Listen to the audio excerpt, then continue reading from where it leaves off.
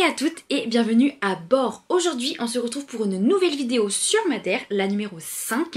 D'ailleurs si vous n'avez pas vu les vidéos précédentes, je vous invite à les regarder, même si elles peuvent se regarder indépendamment les unes des autres. Ça reste un petit fil conducteur sur la suite des péripéties de mes aventures à Madère. Du coup aujourd'hui on est sur la journée numéro 6. Comme vu donc sur la vidéo précédente, le but c'était de retourner, là on est allé donc hier soir sur la fameuse route qui traverse en fait carrément l'île. Donc on part de l'hôtel, direction cette Serra da Água, donc ça s'appelle comme ça, Serra da Água. Sur la route, le temps est plutôt clément, il fait relativement bon, on s'arrête sur 2-3 miradors. La vue elle est quand même assez sympa, assez dégagée parce que du coup il y a la vallée en fait avec les montagnes etc. Et de l'autre côté quand on se tourne on voit justement la vallée qui se termine avec l'océan en fond et tout, c'est super sympa. Et du coup on continue la route et plus on avance et plus le temps il se gâte, mais genre de ouf. Ce qui fait que quand on arrive en fait au Miradouro... alors ça s'appelle le Miradouro da Ancumeada, donc c'est en fait l'intersection entre la route qui traverse l'île et puis la deuxième. Et là on arrive, il pleut, brouillard comme hier, genre température de l'extrême. Et j'essaie un peu de convaincre mes parents en mode vas-y on avance un peu et tout pour voir, ça peut peut-être se dégager.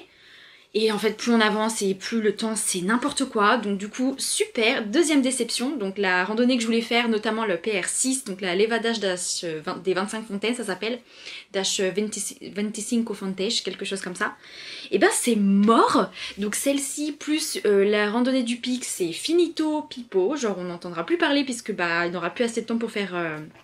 la suite du programme, donc un peu dégoûtée, mais bon du coup on rebrousse chemin et en revenant en fait je vois, enfin j'avais déjà repéré qu'il y avait 2-3 miradors et tout, donc je demande si c'est possible de s'arrêter parce que là le temps s'était un petit peu calmé en redescendant et du coup je monte un petit peu, mes parents voulaient pas mais moi je voulais voir un petit peu à quoi ça ressemblait parce que ça avait l'air sympa, on avait quand même une vue sur la vallée à 360 degrés et pendant qu'il pleuvait pas trop sa mère j'en ai profité. Donc ça caillait de ouf, il y avait grave du vent, il faisait genre mais froid de ouf et du coup je suis montée, j'ai un peu profité de la vue avant que ça empire en fait au niveau du temps. J'ai fait une petite vidéo que je vais vous mettre juste après et c'était quand même assez sympa et juste après ça du coup on est redescendu, en fait on a vraiment rebroussé chemin et on s'est arrêté aussi sur les autres miradors pendant que c'était un peu plus dégagé. Mais assez déçue de cette deuxième expérience qui a foiré. Donc ce coin de Madère, c'est niveau temps, c'est chaotique. Genre on a eu un peu espoir le matin sur la météo, on s'est dit allez vas-y c'est bon on a espoir. Et en fait une fois sur place, tout espoir perdu. Donc voilà, c'est vrai que c'est pour le coup, c'est là où on voit que la météo est quand même changeante. Surtout en fonction de là où on est sur l'île. Parce que après, du coup on s'est dit qu'est-ce qu'on va faire quoi. Et vers la côte c'était un petit peu plus ensoleillé. Donc du coup logiquement on essaie de trouver quelque chose à faire sur la côte.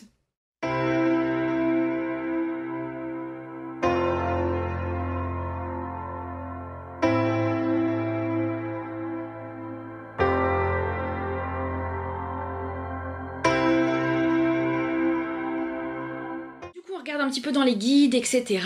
Et là on voit Câmara dos Lobos, donc on se dit let's go. C'était prévu de le faire de toute façon et on avait aussi prévu de faire tout ce qui était côte sud et plutôt côte sud ouest parce qu'on l'avait pas encore fait, c'était l'occasion. Donc on s'est dit il a l'air de faire beau là-bas donc allons-y let's go.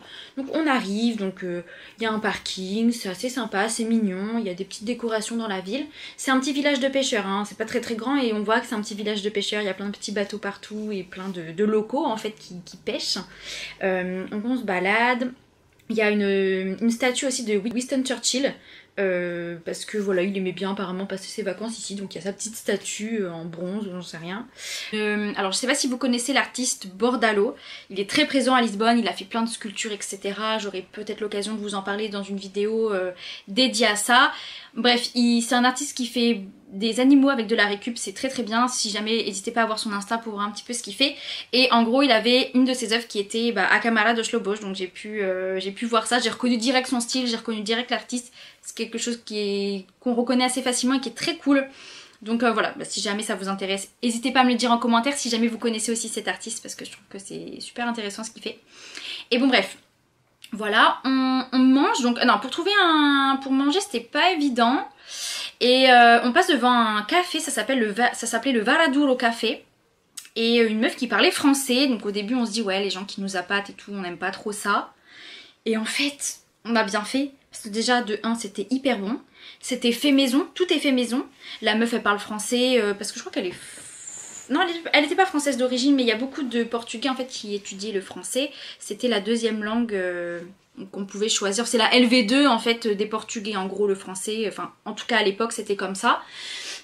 Donc elle parlait hyper bien français, c'était très très bon. Et il y avait aussi une petite boutique souvenir, en fait ils faisaient les deux. Et franchement très très bien, si jamais vous allez à Câmara dos Lobos, je vous recommande, ça s'appelle le Varaduro Café, ça va s'afficher quelque part. Et du coup voilà, on a mangé là, c'était très bon. Et après on s'est dit on va faire une petite balade en fait le long de la côte qui rejoint une autre ville, allons-y. Donc on commence à partir et tout, donc c'était sympa parce qu'au début en fait on avait un peu une autre vision de la ville, on avait un point de vue qui était de l'autre côté qui était assez sympa aussi, qui permet de voir la ville d'un angle différent. Et on commence la randonnée, donc voilà, très sympa et tout, puis plus on s'aventure et plus la randonnée, enfin là c'est pas une randonnée, c'était une balade, c'était pas ouf. En fait on était au bord de la route, il y avait des usines, donc c'était pas génial. Donc en fait au final on a fait demi-tour parce que bah, c'était pas si ouf que ça. Le début était bien parce qu'on avait un beau point de vue, c'était cool et il faisait bon. Puis après c'était pas hyper intéressant, donc bon bref. On fait demi-tour, on rentre à la voiture et on décide de continuer notre périple sur la côte ouest du coup. On se dit bah qu'est-ce qu'on fait maintenant? Et comme je vous en ai déjà parlé, il y a énormément de téléphériques à Madère. Donc on s'est dit pourquoi pas tenter un téléphérique, voir un petit peu ce qu'il en est, etc. Donc on se rend au téléphérique de Fajão dos Padres. Donc comment on est arrivé là, j'en sais rien en fait, on a vu, on s'est dit tiens, lui il est pas loin, il y a des panneaux qui l'indiquent, allons-y. Je pense que ça s'est passé un peu comme ça. Donc nous voilà arrivés, donc pareil le stationnement c'était un peu tendu mais on a trouvé une place, tranquillou bilou. On arrive au téléphérique et n'empêche que le prix était pas donné, hein. Je sais plus combien c'était, mais je crois que c'est un bail genre 10 € par personne.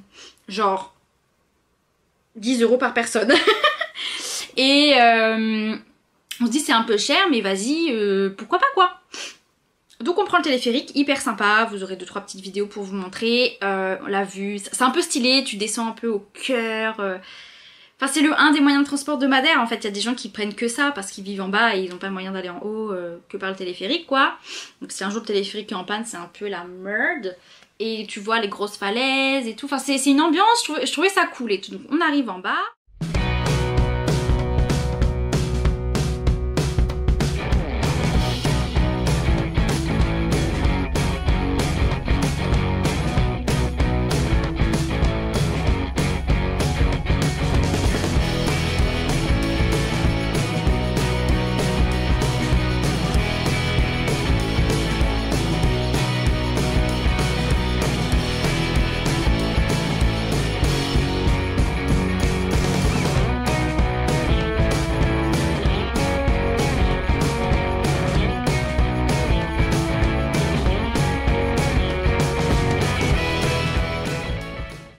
En bas, il y a un gîte ou un alojamento local. Enfin, alojamento local, c'est un peu chambre d'hôte, ouais, gîte, etc. Enfin, de quoi se loger, en gros.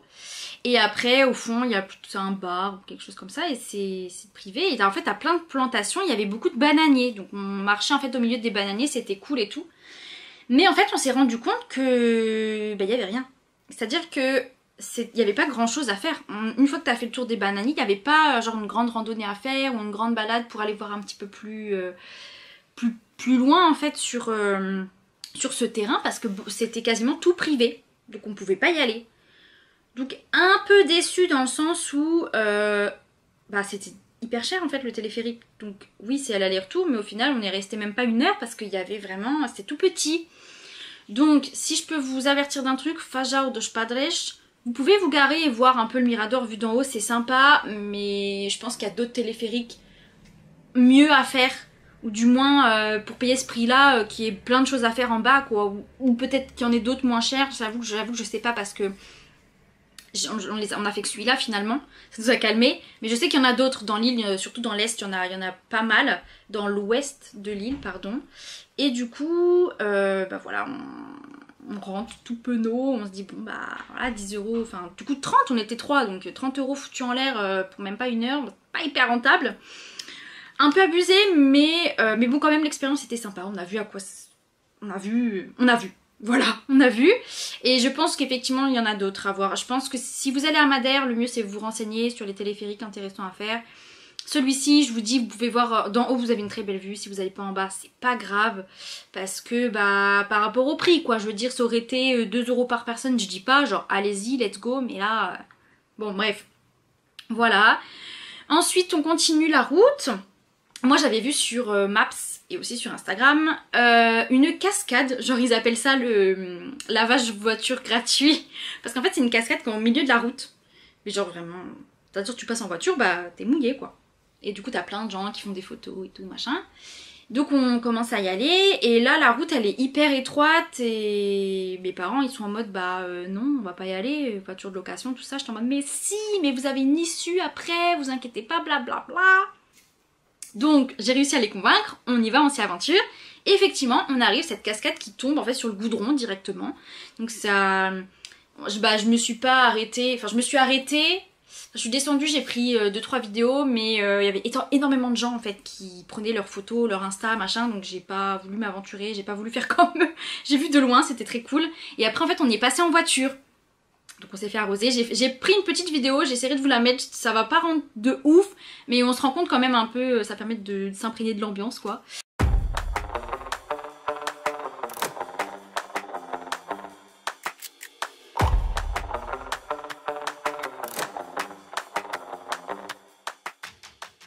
Donc ensuite, bah on continue, on avait vu un autre truc à faire qui avait l'air sympa, je me rappelle plus du nom, mais donc on s'aventure jusqu'à ce qu'en fait la route soit barrée.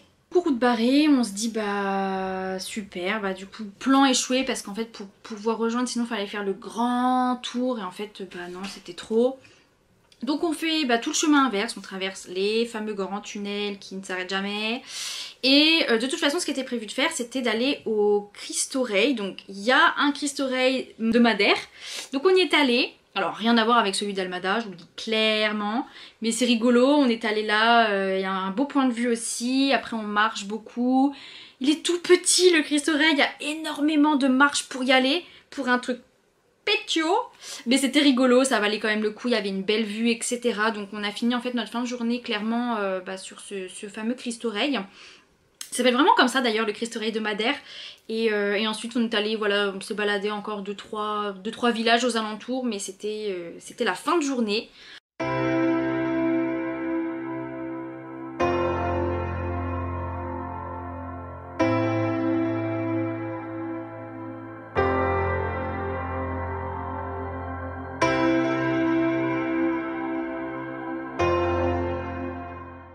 Donc bah voilà pour cette journée numéro 6 du coup. J'espère que ça vous aura plu. De toute façon vous aurez des vidéos et des photos au cours de la vidéo pour vous illustrer un petit peu et voir un peu ce qu'il en est. C'était quand même une journée sympa malgré beaucoup d'imprévus encore une fois. Le matin la randonnée annulée, l'après-midi le village on peut pas y accéder parce que c'est route barrée. Un peu relou mais c'était quand même une très bonne journée. On a vu pas mal de choses. Et voilà, du coup suite la semaine prochaine pour la suite des aventures qui s'achève bientôt d'ailleurs. Donc je vous invite à nous suivre sur les réseaux, que ce soit sur Instagram ou sur YouTube pour voir un peu l'actualité et pour être au courant des prochaines vidéos qui vont sortir. Sur ce, moi je vous fais de gros bisous et je vous dis à la semaine prochaine.